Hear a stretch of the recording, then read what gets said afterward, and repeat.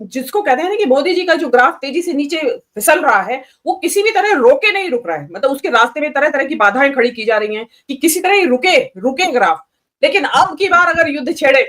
आप छेड़िए क्योंकि आपको छेड़ना होगा अगर बिहार के चुनाव के नतीजे में, तो आप जबरन कुछ ना कुछ मुद्दा निकाल लाएंगे। लेकिन ये याद रखिए कि जैसे आप ही के एक सैन्य अधिकारी के शब्दों को मैं कोट कर रही हूँ, युद्ध के जितने भी जो इलेक्ट्रॉनिक वॉरफेयर होता है, एयर वॉरफेयर, उसमें उसकी सुप्रीमेसी दुनिया ने माना, लोहा मान लिया। और उसके बाद से पाकिस्तान जो है पूरी दुनिया का लाडला बना हुआ है, अमेरिका का लाडला, चाइना का लाडला, रशिया का लाडला, मिडल ईस्ट का लाडला, सब जगह पाकिस्तान पाकिस्तान पाकिस्तान की डिमांड हो रही है। तो इस चीज को ध्यान में रख के युद्ध छेड़िएगा, और छेड़े अगर युद्ध तो इस बार ध्यान रखिएगा कि आपका जो मीडिया है बेलगाम, जो कि हवाई जहाज हमने कितने गिराए थे और उन्होंने कितने गिराए थे, उसका युद्ध के दौरान तो कोई जिक्र नहीं। 4 महीने बाद याद आ रहा है कि अब हमने 11 गिराए थे। अरे उसी टाइम बताते तो हमारा भी गर्व से सीना चौड़े हो जाता कि हमारी सेना ने इतना बड़ा पराक्रम दिखाया। कि इस बार माहौल आप ये देखिए गुजरात की तरफ से बनाया जा रहा है, जो सर क्रीक की बात हो रही है जिसकी, तो उनको सारा खेल समझ में आ गया। और ये जो विमान गिराने वाली बात है, लड़ाकू जहाज,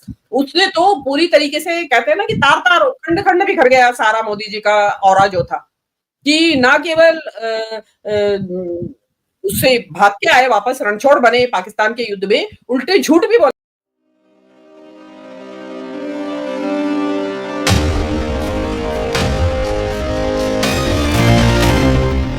राजनाथ सिंह विजयदशमी के मौके पर गुजरात की धरती पर पहुंचे थे। वहां कक्ष से उन्होंने जो है पाकिस्तान को चेतावनी दी। चेतावनी देने के साथ उन्होंने जिस तरीके की चीजें कही वो अपने आप में हलचल पैदा करती हैं। उसके बाद फिर रही सही कसर पूरी कर दी हमारे भारतीय सेना के जो प्रमुख हैं उपेंद्र द्विवेदी साहब, जनरल उपेंद्र द्विवेदी जी। इस बार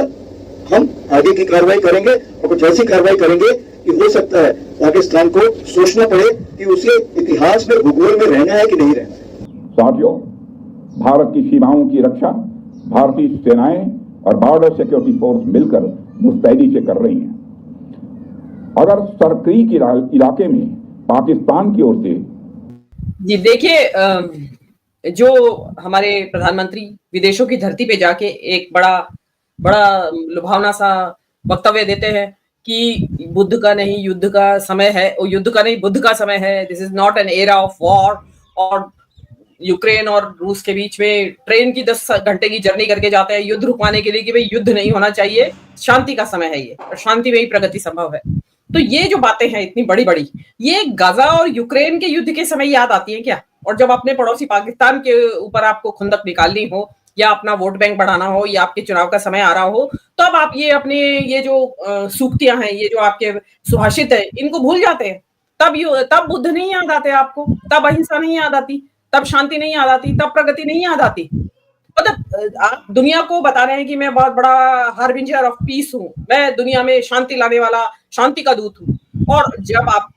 अपनी राजनीति साधनी होती है तो आप इस तरह के ये छोड़ देते हैं, शगुफे छोड़ रहे हैं। अब देखिए, ये शगुफा छोड़ने का मैं कारण जो मुझे मोटा मोटी समझ में आ रहा है कि इस वक्त अभी आपने किसी वोटर का सर्वे देखा होगा, उसमें राहुल गांधी बिल्कुल बराबर में, लगभग बराबर में आके खड़े हो गए हैं लोकप्रियता के हिसाब से और प्रधानमंत्री पद के पसंद के हिसाब से। 11% का केवल दोनों में अंतर रह गया है, जबकि पहले क्या होता था, कम से कम 40, 50, 60, मतलब राहुल गांधी तो कहीं थे ही नहीं गिनती में। अभी राहुल गांधी बराबर में 11% से मोदी जी के बराबर में आके खड़े हुए हैं। वोट चोरी की वजह से गले में सांस अटकी हुई है बिहार इलेक्शंस को लेके, और अदरवाइज बहुत सारे जो कारण है, जीएसटी घटा दी उसके बावजूद भी उस तरीके से वाहवाही नहीं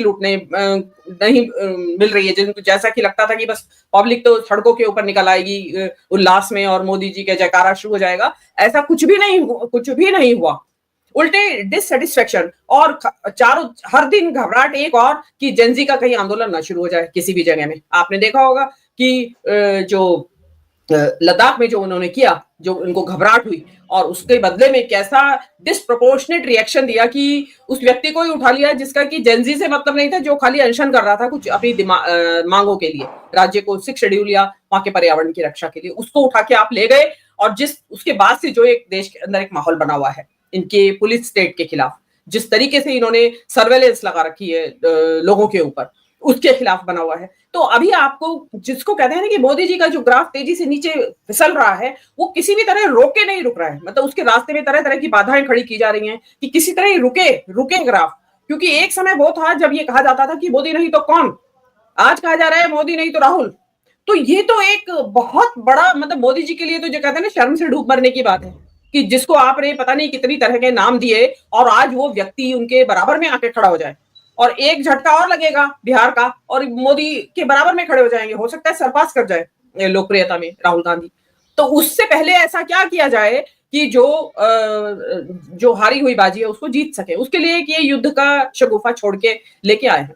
युद्ध का जो मैंने अभी कहा कि बुद्ध और युद्ध का जो शगुफा विदेशों के लिए अपने लिए नहीं है, इसमें एक चीज मैं और कह देना चाहती हूँ जबकि इससे रिलेटेड नहीं है। जब ये हमारा पाकिस्तान के साथ युद्ध चल रहा था तो हमारे इधर के भी बहुत सारे प्रोग्रेसिव लिबरल पत्रकार जो गजा में जो भी होता रहता है या हुआ उसके तो काफी विरोध भी होते हैं और बड़ा लानत मलानत करते हैं और करनी भी चाहिए जहां कहीं भी नरसंहार हो युद्ध के आड़ में। लेकिन पाकिस्तान वाला जब युद्ध चल रहा था तो बड़े गले उनके सूज गए हमारे इधर के पत्रकारों के भी कि यस नेस्तनाबूद कर दो, धराशायी कर दो, तहस नहस कर दो पाकिस्तान को। तो वो उस टाइम भूल गए, वो डर के मारे कि मोदी जी कहीं हमें एंटी सोशल ना घोषित कर दे, तो इसलिए उन्होंने भी तान में तान मिला दी। लेकिन अब की बार अगर युद्ध छेड़े, आप छेड़िए क्योंकि आपको छेड़ना होगा अगर बिहार के चुनाव के नतीजे में तो आप जबरन कुछ ना कुछ मुद्दा निकाल लाएंगे। लेकिन ये याद रखिए कि जैसे आप ही के एक सैन्य अधिकारी के शब्दों को मैं कोट कर रही हूँ कि हम दो देशों से युद्ध लड़ रहे थे, चीन से भी और पाकिस्तान से भी। क्यों? क्योंकि चीन उनको लाइव लोकेशन और अदरवाइज जो लॉजिस्टिक्स की मतलब और जो युद्ध के जितने भी जो इलेक्ट्रॉनिक वॉरफेयर होता है, एयर वॉरफेयर, उसमें चीन ने पूरी मदद की और उसकी सुप्रीमेसी दुनिया ने माना, लोहा मान लिया। और उसके बाद से पाकिस्तान जो है पूरी दुनिया का लाडला बना हुआ है, अमेरिका का लाडला, चाइना का लाडला, रशिया का लाडला, मिडल ईस्ट का लाडला, सब जगह पाकिस्तान पाकिस्तान पाकिस्तान की डिमांड हो रही है। तो इस चीज को ध्यान में रख के युद्ध छेड़िएगा और छेड़े अगर युद्ध तो इस बार ध्यान रखिएगा कि आपका जो मीडिया है बेलगाम जो उसको व्हाट टू से दौरे पड़ने लगते हैं अचानक से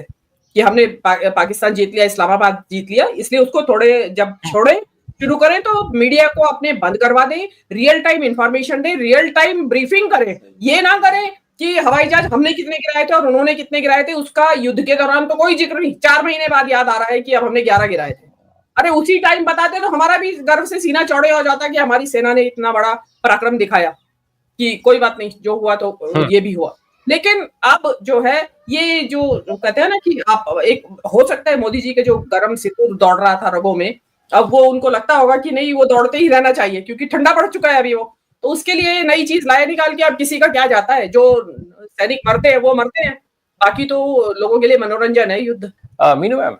युद्ध की बात क्यों, युद्धोन्माद की बात क्यों, युद्ध इतना जरूरी क्यों भाई, युद्ध से ही क्यों, सेना को लगाने की ही क्या जरूरत है? ये अगर हमें इतिहास भूगोल ही मिटाना है तो हमको सेना की क्यों जरूरत है? हम तो मैच खेल के भी इतिहास भूगोल मिटा सकते हैं पाकिस्तान जैसे देश का, इसमें सेना से बयान दिलाने की क्या जरूरत है? या फिर मान लिया जाए कि जिस तरीके से हमारे जनरल साहब कहे हैं, कल को आकर के क्रिकेटर्स भी यही बयान देंगे कि हम पाकिस्तान का इतिहास भूगोल मिटा देंगे।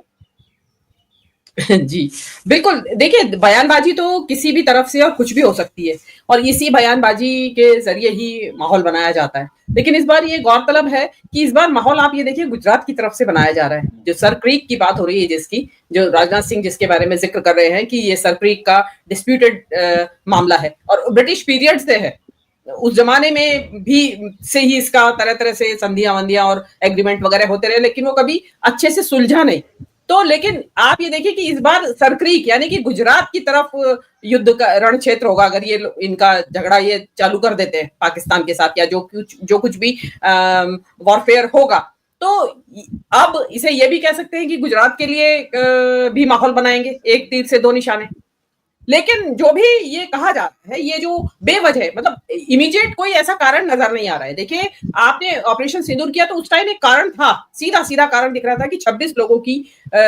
हत्याएं कर दी गई खुलेआम दिन दहाड़े, माँ बाप बच्चों के सामने और पत्नियों के सामने गोलियों से भून दिया गया। कारण था कि यस रोष था और पूरा देश उबल रहा था गुस्से में, उसके लिए आपने किया जो भी किया। हालांकि उसमें आपका बिल्कुल बैकफायर किया, मिसफायर किया, रादर बैकफायर नहीं कहूंगी मैं, मिसफायर किया और आपने उल्टे अपनी छिछालेदारी करवाई और ऊपर से पाकिस्तान को अमेरिका को दुश्मन बना दिया उस बैठे ठाले बगैर बात पे।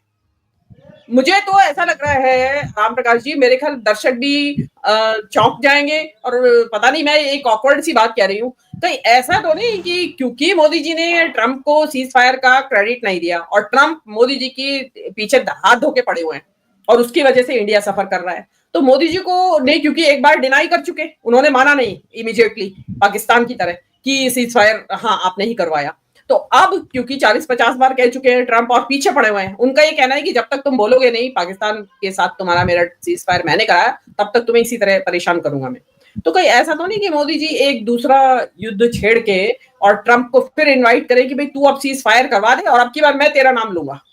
तो उसके बाद जो ट्रंप की जो प्रचंड और जो वो बने हुए हैं ना, वो काल भैरव, वो हो सकता है उसको शांत कराने का एक नया तरीका किसी ने सजेस्ट कराओ कि एक छोटी मोटी स्कर्मिश कर दीजिए और गुजरात के इलाके में कर दीजिए और वहां पे आपको मौका मिलेगा। देखिए इस वक्त तो ट्रंप को नोबेल प्राइज की जो ललक है उसको नॉमिनेट करने का समय बहुत पहले निकल चुका, उसके बाद अगर आप कहें कि अब डिक्लेरेशन हो या 10 तारीख दिसंबर आ रही है, अभी डिक्लेरेशन का टाइम है नोबेल प्राइज के, नोबेल पीस प्राइज के,